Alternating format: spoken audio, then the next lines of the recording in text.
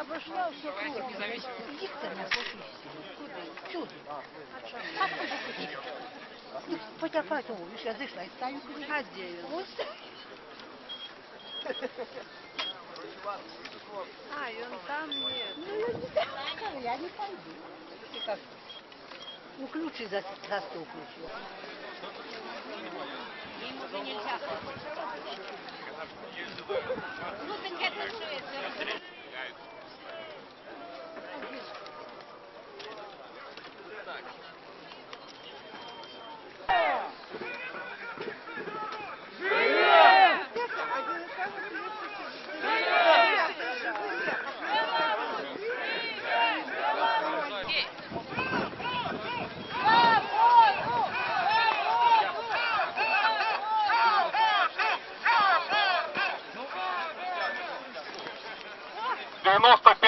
год тому такие же самые щирые белорусы, как вы, собрались и обвестили об створении Белорусской Народной Республики. Я хочу розпочати цей мітинг у день 95-ліття БНР, повіншувати вас всіх з найвеликшим святом у нашей незалежной Беларуси. Живе Беларусь! Живе!